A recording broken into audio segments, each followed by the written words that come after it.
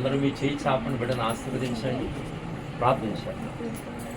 ప్రేమ కలిగిన మా మహాపరిశుద్ధ పరమ తండ్రి, 2024 సంవత్సరం జూన్ నెల 17వ తారీఖు ఈ ఉదయకాల సమయంలో మా ప్రియులు సోదరులు సిద్ధాని ముసలకోటయ్య గారిని బట్టి, పార్వతి గారిని బట్టి ప్రార్థన చేస్తున్నాం. మీరు ఆ దంపతులను ప్రేమించి వారికి ఇచ్చిన సంతానం కొరకు వందనాలు. పెద్ద కుమారుడు జీవన్ను బట్టి, తనకిచ్చిన భార్య ఇమీమాన్ని బట్టి, వారికి ఇచ్చిన సంతానాన్ని బట్టి ప్రార్థన చేస్తూ, అలాగనే వారి చిన్న కుమారుడు చిరంజీవి విజయ్ని బట్టి ప్రార్థన చేస్తున్నాం.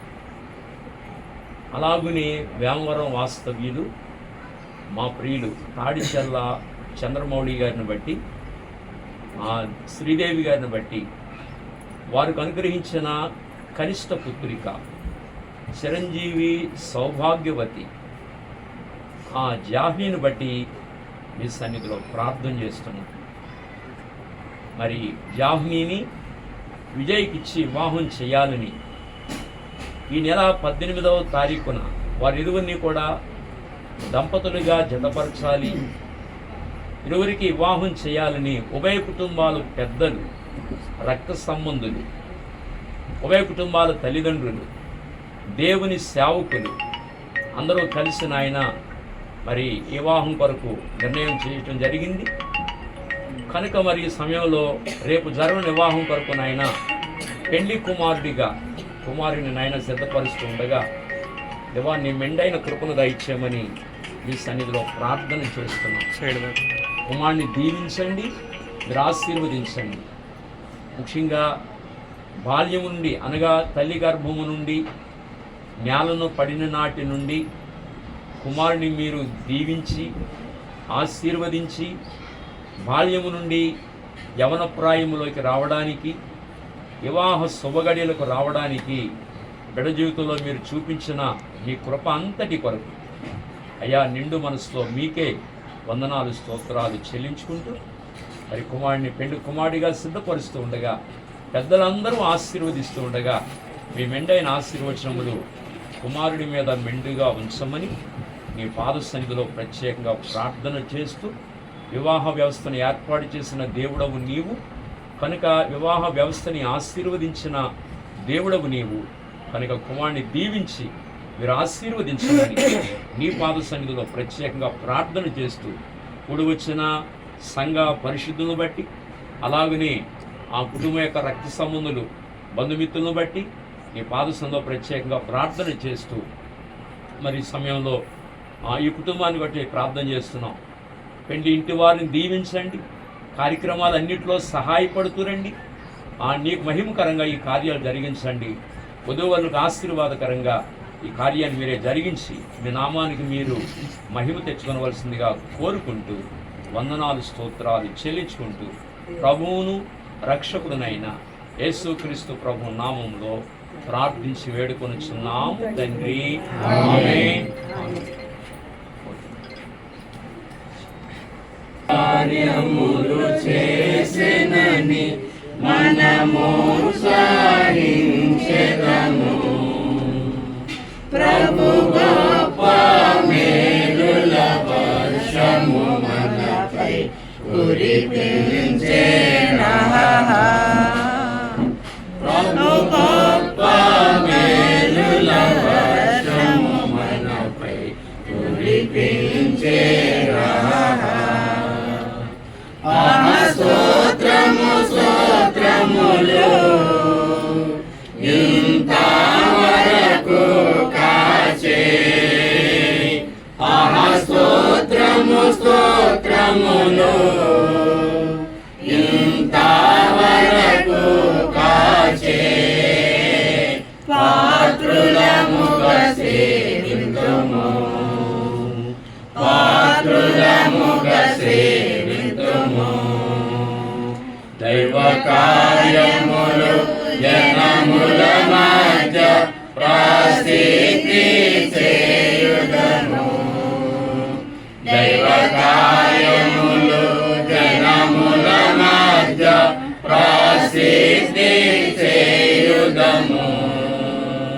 దేవుని ఆశ్చర్య కార్యము మనలో జ్ఞానించి పాడెదము. దేవుని ఆశ్చర్య కార్యము మనలో జ్ఞానించి పాడెదము. ఆహా స్తోత్రము స్తోత్రములు ఇంతవరకు కాచే. ఆహా స్తోత్రము స్తోత్రములు ఇంతవరకు కాచే. పాత్రులముగా సేవింతుము, పాత్రులముగా సేవింతుము. దేవుని వాక్యాన్ని ఈ సందర్భంగా కొన్ని మాటలు మనం జ్ఞాపకం చేసుకుందాం.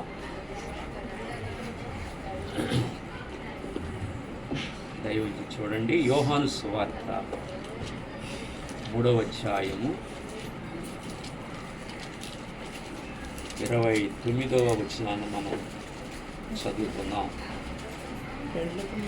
పెండ్లి కుమార్తె గలవాడు, పెండ్లి కుమార్తె గలవాడు, పెండ్లి కుమారుడు, పెండ్లి కుమారుడు. చాలు చాలు చాలు చూడండి, పెండ్లి కుమార్తె కలిగిన వాడే పెండ్లి కుమారుడు. ఎవరైతే పెండ్లి కుమార్తెను కలిగి ఉంటారో వారే పెండ్లి కుమారుడు అవుతారు. మరి విజయ్ పెండ్లి కుమార్తె కలిగి ఉన్నాడు కదా, పెళ్లి కుమార్తెను చాలా దూరంలో సంపాదించుకున్నాడు. చాలా దూరం, 4 బస్సులు మారాలి, వెళ్ళాలి. ఎలా ఏముందన్నది పండిత వ్యాపారం, ఏముందన్నది హాస్పిటల్ వ్యాపారం. ఓకే, చాలా సంతోషం. ఏం పేరేంటి? మాకు తెలియదు కదా పేరు, నువ్వు చెప్తేనే కానీ మాకు తెలియదు. ఏం పేరునా? జాఫ్ని. పేరు జాఫ్ని అంటండి, మనకు తెలియదు కదా, మరి చెప్పాలి, కుమారుడు చెప్తేనే మనకు తెలుస్తుంది. కనుక మరి ఆ జాఫ్ని సంపాదించుకున్నాడు కనుక, పెండ్లి కుమార్తెను సంపాదించుకున్నాడు కనుక ఇప్పుడు పెండ్లి కుమారుడు అవుతున్నాడు. ఏమండి, అలాగే మనం ఆలోచన చేస్తే ఇదేమో భౌతిక సంబంధమైన కార్యం. అలాగనే ఆధ్యాత్మిక ప్రపంచములో పెండ్లి కుమార్తెను సంపాదించుకున్నవాడు ఒక ఆయన ఉన్నాడు. ఆయన ఎవరంటే ప్రభు అయిన యేసుక్రీస్తు వారు. మనందరం కూడా పాపులం అయిపోయాం, దేవుణ్ణి విడిచిపెట్టి దూరం అయిపోయాం, దేవునికి దూరస్థులం అయిపోయాం, చీకటి సంబంధం అయిపోయాం, దేవుడు ఎవరో తెలియని అజ్ఞాన స్థితిలోకి వెళ్ళిపోయాం. మనం పాపముల చేత అపరాధముల చేత ప్రభువుకు దూరం అయిపోయి నిత్య నరకానికి మనం వెళ్ళిపోతున్నాం, అగ్నిగుండానికి నిత్య మరణానికి మనం వెళ్ళిపోతున్నాం. అప్పుడు మనల్ని పెళ్ళాడి మన నిందను తొలగించిన వాడు కానీ, మన దేవుని రాజ్యానికి తీసుకెళ్ళేవాడు కానీ, నరకమును తప్పించేవాడు కానీ ఎవ్వరూ లేదు. అప్పుడు మనం పుట్టించిన దేవుడే మళ్ళీ మానవ జాతిని ప్రేమించి, మనలందరినీ ప్రేమించి, ముసలకోటయ్య గారి కుటుంబాన్ని ప్రేమించి, మనలందరినీ ప్రేమించి తన సొంత కుమారుణ్ణి మన కొరకిచ్చారు. అప్పుడు ఆయన దిగివచ్చి కలువరి శిలువలో వేలాడి తన పరిశుద్ధ రక్తాన్ని చిందించి మన ప్రతి పాపమును కడిగారు. ఆయన మనం చేసిన ప్రతి పాపానికి ఆయన శిలువలో మనం చేసిన పాపాలకు ఆయన గాయపరచబడ్డారు. ఎంతోమంది లోకంలో దేవుళ్ళుగా ప్రభులుగా పిలువబడుతున్న వారు బోళ్ళు మంది ఉన్నారు, కానీ మన పాప శిక్ష ఎవరు భరించలేదు. ఎవరు భరించారు? మీరు నేను చేసిన పాపాల శిక్ష ఎవరు భరించారు? మరి ఒక యేసు ప్రభు తప్ప ఎవరు భరించారు? నువ్వు పాపివి, నీవు దేవుని దగ్గర శిక్ష అనుభవించాలి, కానీ నీ శిక్ష నేను అనుభవిస్తున్నానని మనందరి శిక్ష ప్రభు అనుభవించారు. ఈ సకల మానవవాడి ఆ ప్రజల యొక్క పాపములన్నీ ఆయన భరించారు. కలువరి శిలువలో మరి మ్రాను మీద మోసుకుంటూ శరీరం ముందు మోసుకుంటూ వచ్చారు.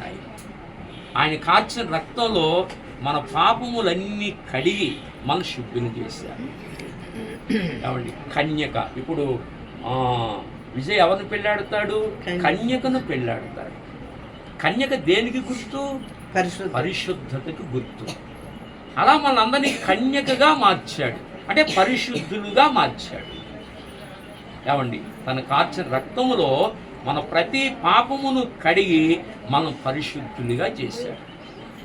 చేసి మనకి ఏ వస్త్రాలు ఇచ్చాడు? ఇప్పుడు రక్షణ వస్త్రాలు. మన అందరికి రక్షణ ఇచ్చాడు, మన ఆత్మకు రక్షణ ఇచ్చాడు ఆయన. ఎప్పుడైతే లోకాన్ని విడిచిపెడతామో ఆ తర్వాత ఆయన దగ్గరికి వెళ్ళిపోతాం, నరకానికి వెళ్ళాం. ఇలాగున పెళ్లి కుమార్తెను ఆయన సంపాదించుకున్నాడు. ఆయన చెప్పండి, ఏం సంపాదించుకున్నాడు ఆయన? పెళ్లి కుమార్తెను సంపాదించుకున్నాడు. కనుక పెళ్లి కుమార్తె కలిగిన వాడే పెళ్లి కుమారుడు. పెళ్లి కుమార్తెను సంపాదించుకున్నాడు. అందుకే బైబిల్ చెప్తుంది, అపోస్తుల కార్యములు 20వ అధ్యాయము 28వ వచనం. దేవుడు తన స్వరక్తమిచ్చి సంపాదించిన అది తన సంఘం. చాలు, దేవుడట స్వరక్తమిచ్చి సంపాదించిన తన సంఘం. అంటే దేవుడు తన ప్రాణమునిచ్చి మనం కొనుక్కున్నాడు. అది ఎంత గొప్ప దేవుడు! దేవుడు తన ప్రాణాన్ని తన కొడుకు శరీరంలో పెట్టి, అప్పుడు తన కొడుకుని లోకానికి పంపించి, అప్పుడు తన పరిశుద్ధ రక్తాన్ని మన కొరకు చిందింపజేసి, ఆ రక్తం ద్వారా మనల్ని కడిగి సంపాదించుకున్నాడు. అది దేవుని రక్తం. అది ఆ రక్తం తన కుమారుడి యొక్క శరీరంలో పెట్టి, తన కుమారుణ్ణి ఈ లోకానికి పంపించి, ఆ రక్తం ద్వారా మనందరినీ సంపాదించుకున్నాడు. మీకు అర్థమైందా? అలా సంపాదించుకున్నాడు కనుకనే పెండ్లి కుమార్తె కలిగిన వాడే ఏమయ్యాడు? పెండ్లి కుమారుడు అయ్యాడు కదా. ఇప్పుడు పెళ్లి అనుభవం అందరికీ తెలుసు. ఇప్పుడు ఇక్కడ వివాహితులందరికీ తెలుసు. సత్యలింగ గారికి పెళ్లి చేశారు, వాళ్ళిద్దరూ కలిసి సంసార జీవితం చేసుకున్నారు. మాకు పెళ్లి చేశారు, మీ ఇద్దరు కలిసి జీవిస్తున్నారు. మీకిద్దరికి పెళ్లి చేశారు, కలిసి జీవిస్తున్నారు. మీ పెళ్ళి ఎన్నాడైంది? 36 సంవత్సరాలు అయింది.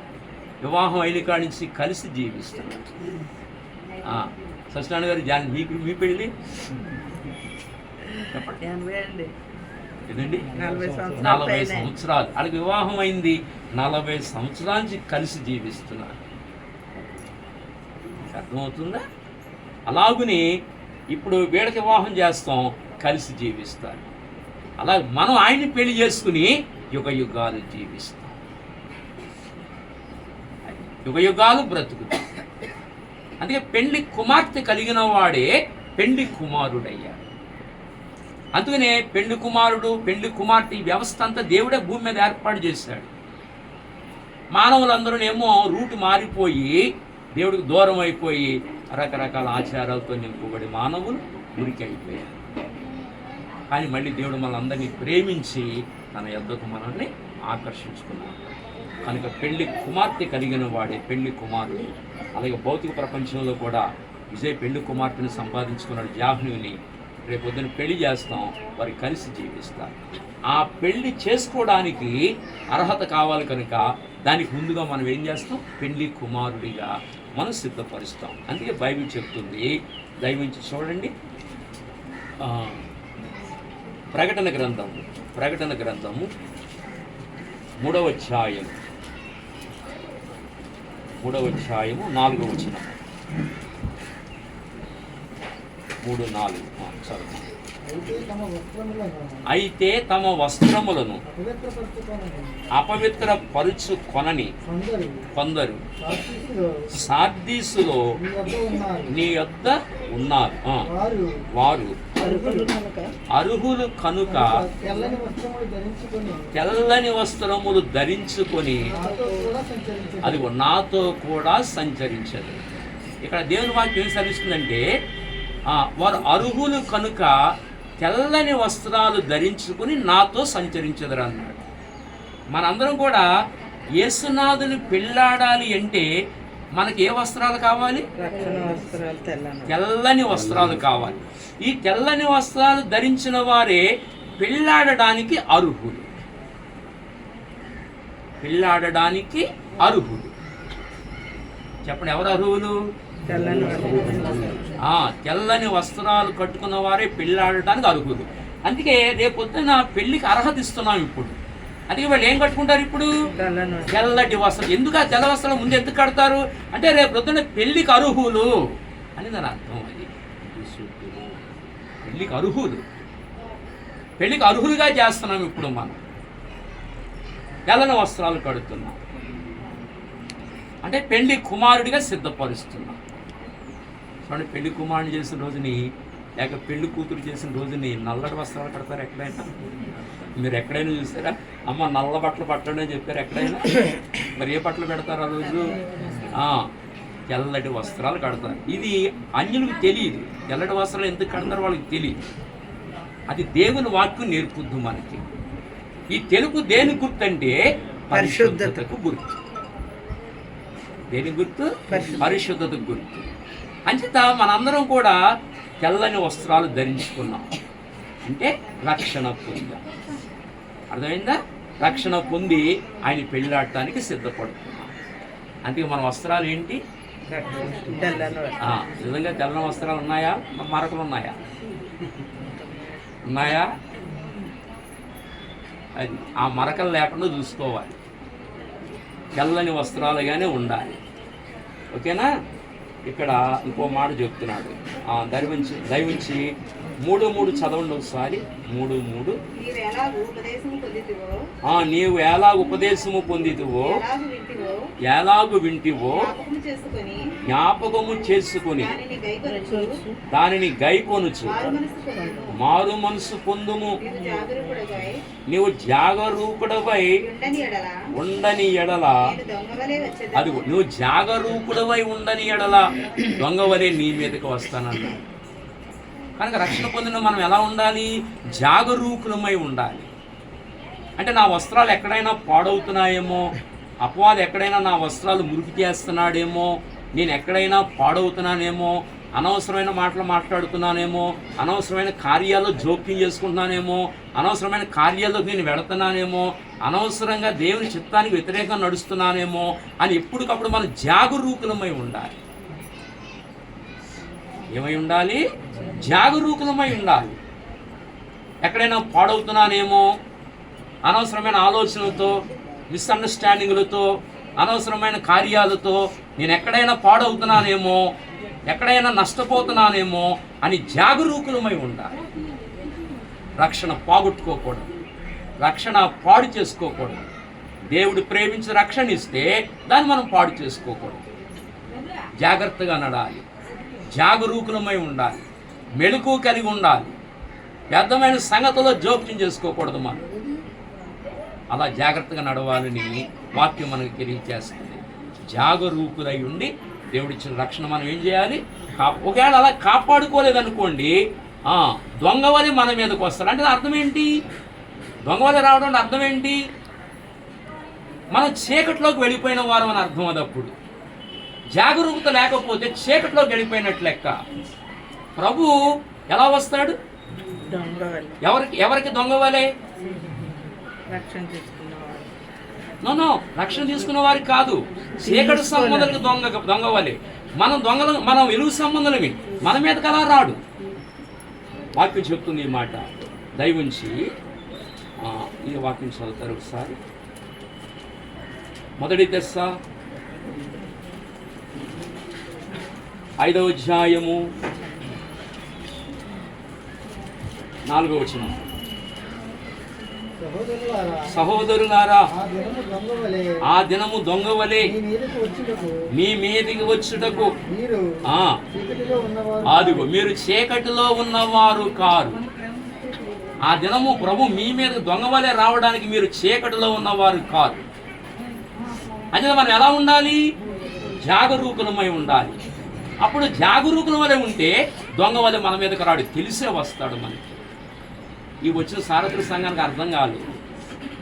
ఆయన దొంగవలే వస్తాడు చెప్పుకుంటూ వెళ్ళిపోయింది అంతే. ఎవరి మీదకి వస్తాడంటే ఆయన దొంగవలే చీకటిలో ఉన్న వారి మీదకి వస్తాడు, మన మీదకి కాదు. జాగరూకత లేదనుకోండి, అప్పుడు మన మీద దొంగవలే వస్తాడంటే అర్థం ఏంటి? మనం చీకటిలోకి వెళ్ళిపోయామని అర్థం. అది రక్షణ వస్త్రాలు పాడు చేసుకున్నామని, చీకట్లోకి వెళ్ళిపోయామని. అప్పుడు చీకట్లోకి వెళ్ళిపోతే అప్పుడు ప్రభు మన మీదకి దొంగ వలె వస్తాడని గుర్తుపెట్టుకోవాలి. అంచేత దేవుడిచ్చిన రక్షణ వస్త్రాలు మనం ఏం చేయాలి? జాగరూకులమై ఉండి దాన్ని మనం చాలా జాగ్రత్తగా కాపాడుకోవాలని దేవుని వాక్యం మనకి స్పష్టంగా తెలియజేస్తుంది. ఏ వస్త్రాలు అన్నాడు? ఇవి తెల్లని వస్త్రాలు. అందుకే మనం పెళ్లి కుమారుడికి అందుకే తెల్లటి వస్త్రాలు, పెళ్లి కుమార్తెకి అందుకే తెల్లటి వస్త్రాలు మనం కడతాం. ఏమండి? కనుక వారు అర్హులు అవుతారు. దయవుంచి చూడండి, 3వ అధ్యాయములోనే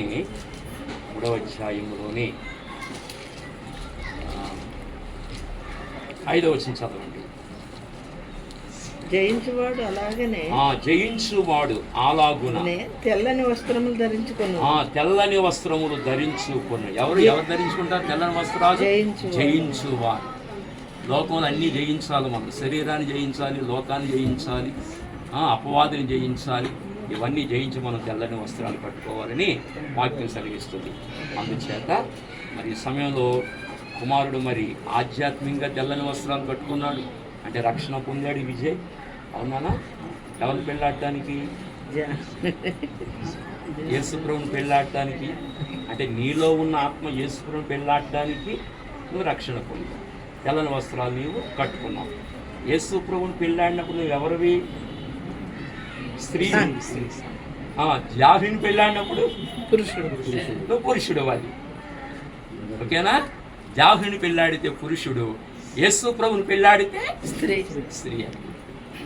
ఓకేనా? కనుక 2 వస్త్రాలు నీకు ఇప్పుడు ఉన్నాయి.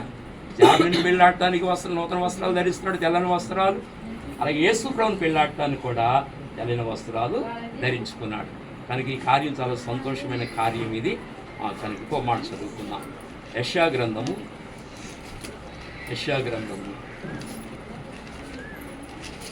61వ అధ్యాయం ఈ మాట చదువుకున్నాం.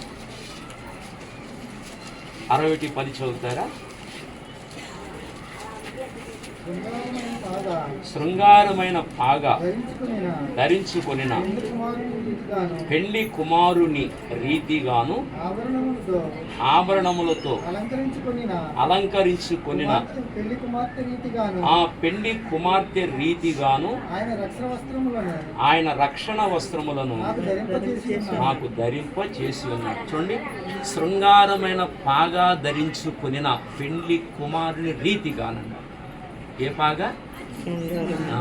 కొంతమంది పెళ్ళిళ్ళలో తలపాగా పెడతారు.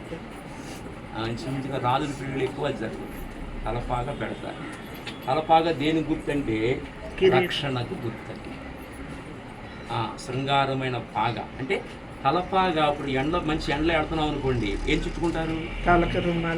దేనికి? అది రక్షణ, కాపుదల. ఏదన్నా బరువు ఎత్తుకున్నాం అనుకోండి, ఏం చుట్టుకుంటారు? దేనికి? అది రక్షణ. కనుక శృంగారమైన పాగా దేనికి గుర్తు? రక్షణ గుర్తు.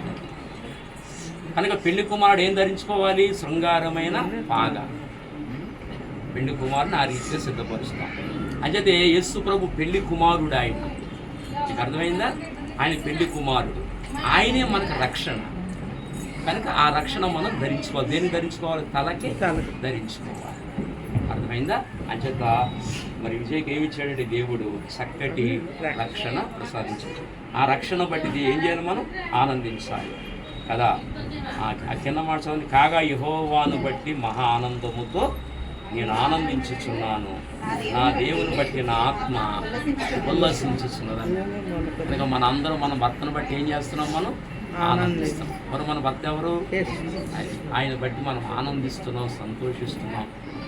గొప్ప దేవుడు దొరికాడని భూమి మీద ఆనందిస్తున్నాం, సంతోషిస్తున్నాం.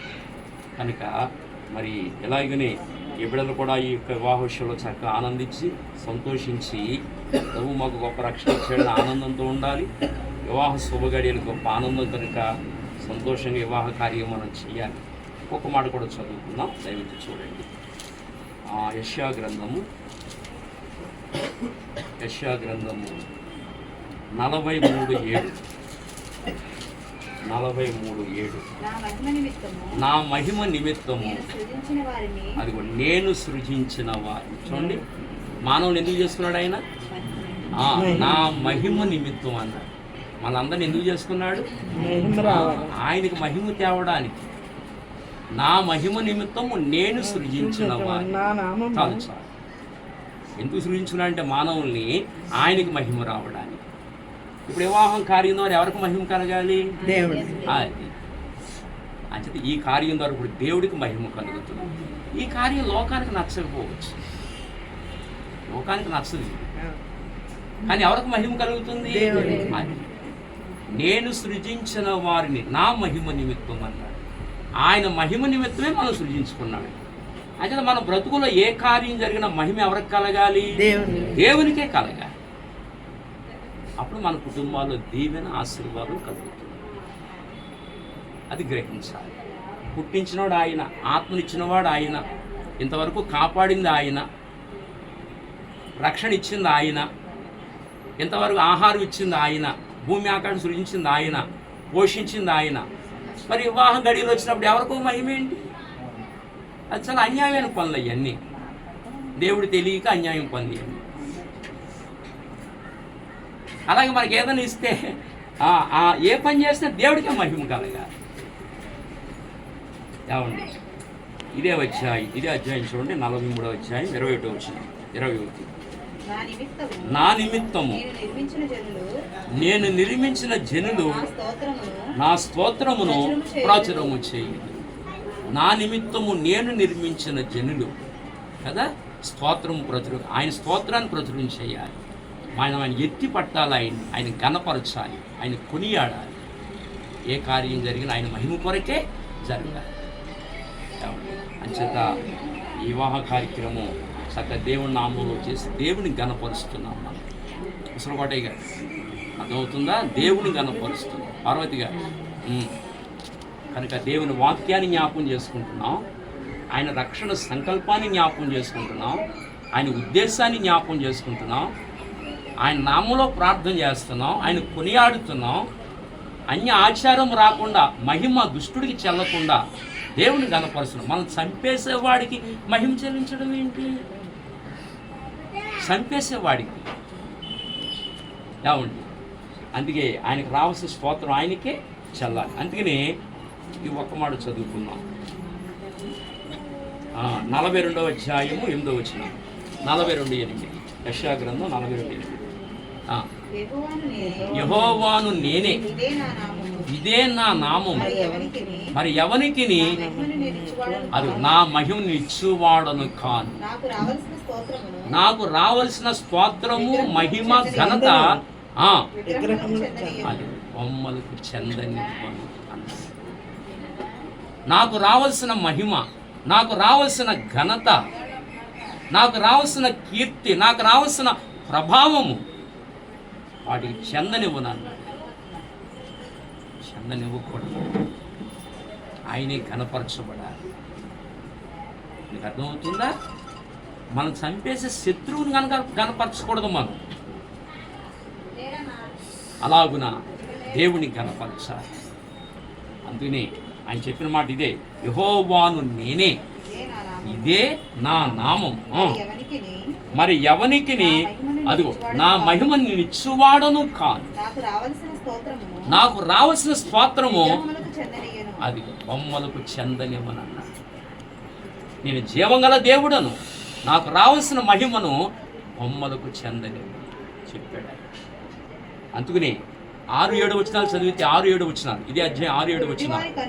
అది గుడ్డివారు కన్నులు తెరచడం. మన అందరూ ఒకప్పుడు గుడ్డివారమే, కన్నులు తెరిచాడు.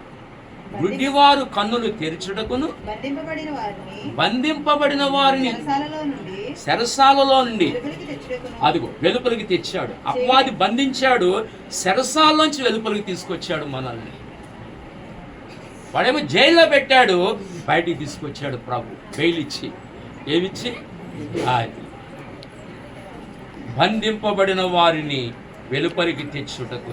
తర్వాత అదిగో చీకటిలో బ్రతుకుతున్నాం, చీకటిలో నివసించే వారిని బందీ గృహములో నుండి అదిగో బందీ గృహములో నుంచి వెలుపలికి తెచ్చాడు. అది అన్ని చేశాడు కనుకనే మహిమ ఎవరికి చెందాలి? అది ఇవన్నీ చేసిన తర్వాత నన్ను మహిమపరచన్నాడు. అంతే. నీ జీవితంలో ఏ కార్యం జరిగినా నేను అదే తీర్మానం చేసుకున్నాను నా బ్రతుకులో. అందుకని నా వివాహానికి వచ్చిన ఇబ్బంది ఏ వివాహానికి కలగలేదు మా ఇంట్లో. నా విషయంలో ప్రతిదీ ఇబ్బందే. అసలు నేను పుట్టినప్పుడే ఇబ్బంది అయింది, నా వివాహం కూడా ఇబ్బంది అయిపోయింది. ఆ తర్వాత ఎందుకంటే యూఆర్ లక్కీ ఫెలోస్ వీళ్ళు. ఆ విజయ్ని అలాగనే జాహ్నవి లక్కీ ఫెలోస్. కారణం చెప్పనా, ఇది 100వ వివాహం, ఇది 100వ వివాహం. వీర్రాజు అక్కడ గవర్పేటలో వీర్రాజు, అప్పుడు నేను లిస్టు చూసుకోకుండా నాది ఇది 100వ వివాహం అవుద్దేమో అన్నాను. కాదు 98వ ఎన్నో వివాహం అన్నాను. అనగానే వీర్రాజు అన్నాడు, అయ్యగారు నా వివాహం 100వ వివాహం వచ్చినా చేయకూడదా, మీరు ఇలాగ ఎవరైనా చేసేయకూడదా అన్నాడు. ఎవరైనా వివాహాలు చేసేయండి, నా వివాహం 100వ వివాహం వచ్చేలా చేయండి అన్నాడు.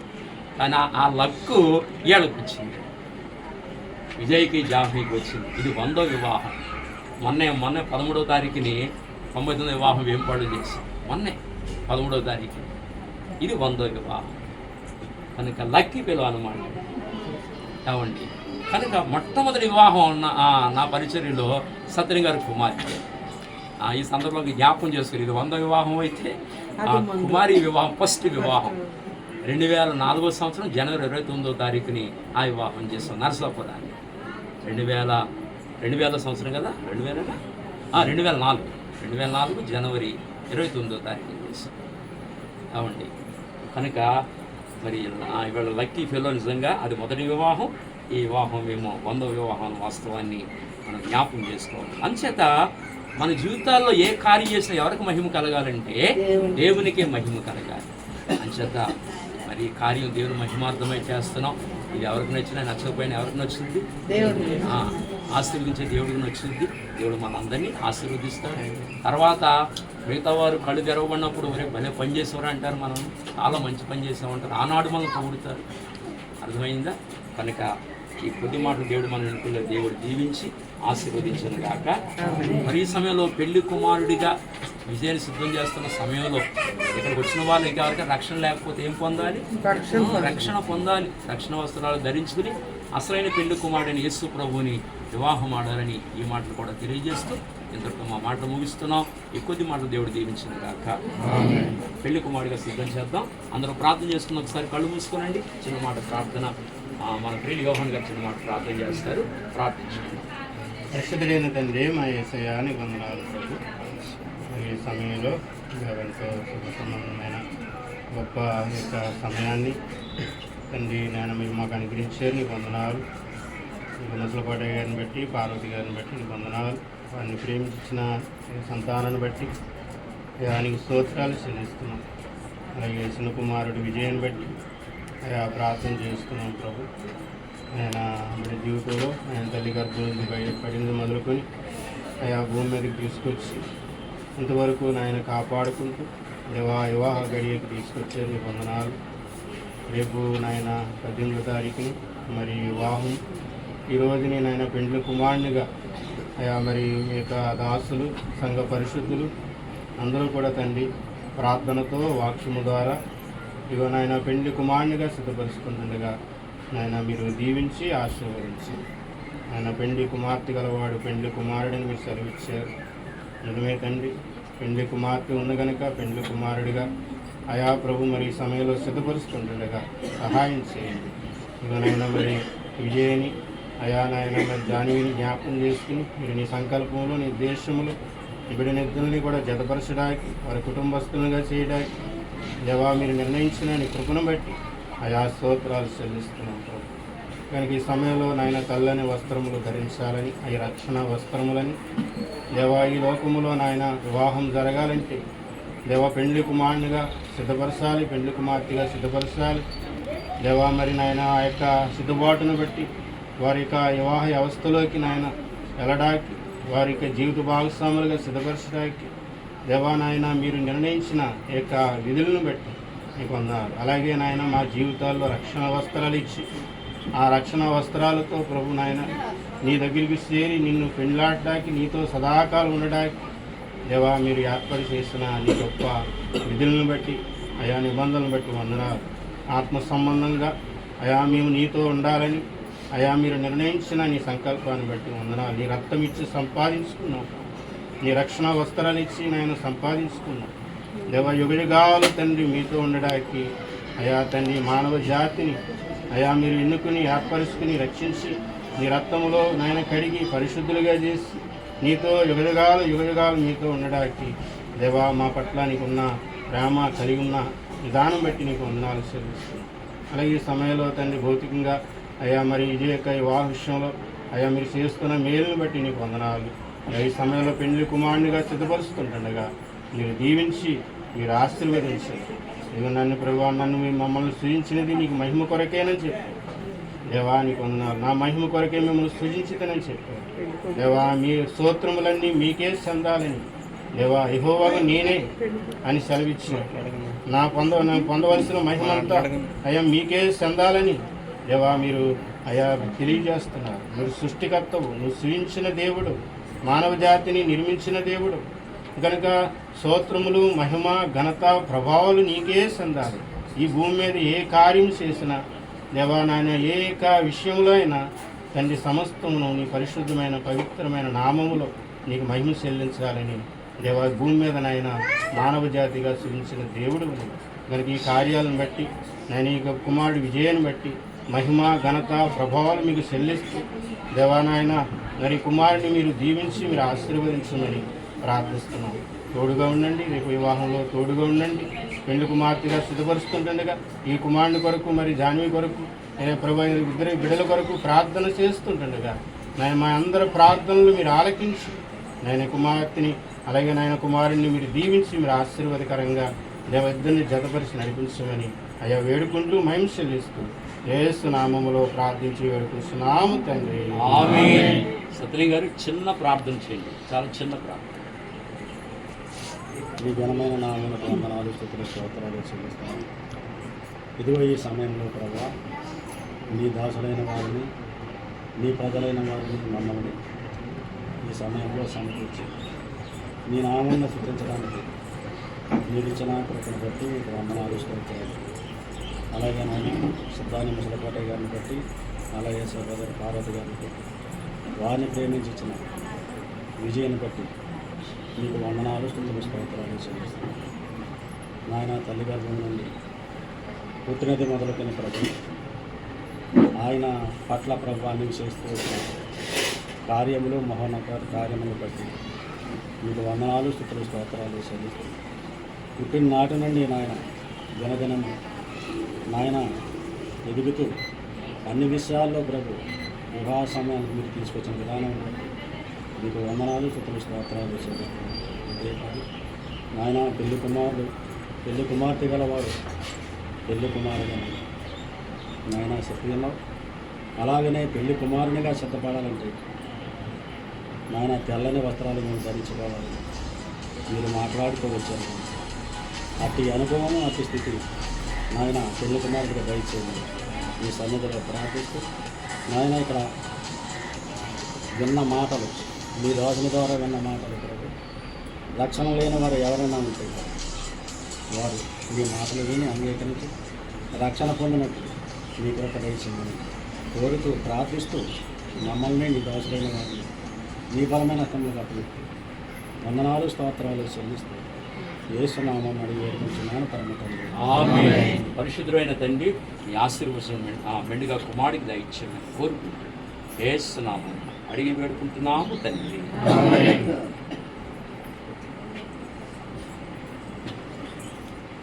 కుమారుని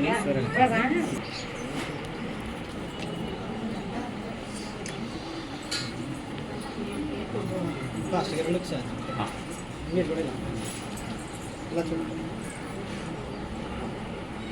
అవును విజయ్ గారు సరే విజయ్ గారు మీరు నవ్వుతున్నావు పర్లేదు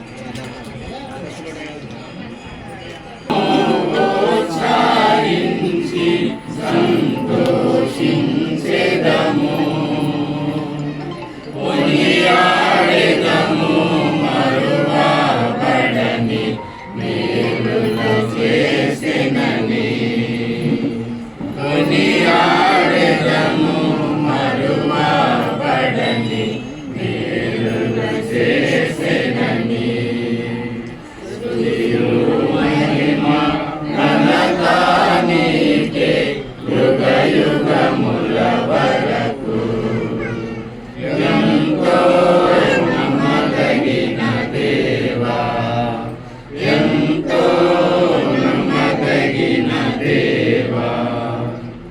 ప్రార్థన చేసుకుందామండి. ఈ సమయంలో సోదరు మురళి గారు చిన్న ప్రార్థన చేస్తారు. ప్రార్థన చేసుకుందాం.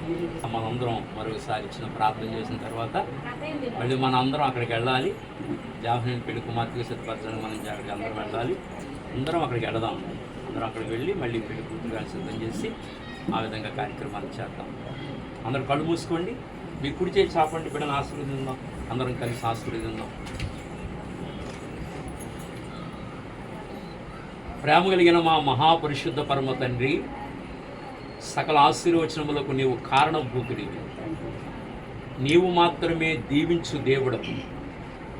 మా ప్రియులు ముసలికోటయ్య గారిని బట్టి, పార్వతి గారిని బట్టి ప్రార్థన చేస్తూ, అలాగే వారికి ఇచ్చిన సంతానం పెద్ద కుమారుడు భోగేశు, వారికి ఇచ్చిన భార్య బిడ్డలు, అలాగనే చిన్న కుమారుడు మరి చిరంజీవి విజయ అనగా పెళ్లి కుమారుడిని బట్టి ప్రార్థన చేస్తున్నాం. పెళ్లి కుమారుడిని దీవించండి, మీరు ఆశీర్వదించండి. ఈ చక్కటి శుభగడిలకు కుమారుడిని తీసుకొచ్చారు. బిడ్డ జీవితంలో ఎంతో మేలు చేస్తున్నారు. ఆరోగ్యం ఇచ్చి, క్షేమం ఇచ్చి, జీవం ఇచ్చి, భూమి మీద సజీవ లెక్కల్లో ఉంచి, భార్య దొరికిన వారికి మేలు దొరికిన అన్నట్లుగా మేలు చేస్తున్నందుకై మీకు వందనాలు, స్తోత్రాలు. రేపు జరగని వివాహం కొరకు ప్రార్థన చేస్తున్నాం. వివాహం ఘనంగా జరిగించండి. వాతావరణం పూర్తిగా మీ స్వాధీనంలో ఉంచుకోండి. ఈరోజు సాయంకాలం ప్రధాన కార్యక్రమం ఉంది. ఘనంగా కార్యక్రమాన్ని జరిగించండి. అన్ని కార్యక్రమాల్లో తోడై ఉండి సహాయపడుతూ రండి. ఇదిగో నాయన, పెద్దలందరూ ఆశీర్వదిస్తున్నారు బిడ్డని, పరిశుద్ధులందరూ ఆశీర్వదిస్తున్నారు. ఈ ఆశీర్వచనములన్నీ బిడ్డ మీద సమృద్ధిగా మీరు కుమ్మరించి దీవించి మీరు ఆశీర్వదించమని కోరుకుంటూ యేసు నామమున ప్రార్థించి వేడుకొనుచున్నాం తండ్రి, ఆమేన్. మన తండ్రి అనే దేవుని దీవెనయు, పరిశుద్ధాత్మక అన్యోన్య సహవాసము, క్రీస్తు వారి యొక్క నిత్య కృప, పెళ్లి కుమారుడైన విజయకును, పెళ్లి ఇంటి వారికి, చేరువచ్చిన మనందరికీ, జరగని వివాహానికి సదాకాలం దేవుడు తోడైండి నడిపించునుగాక. ఆమేన్. యేసు రక్తమే జయం, ప్రవేశ రక్తమే జయం, ప్రవేశ నామమునకే సంపూర్ణ విజయము కలుగునుగాక. ఆమేన్. అందరికీ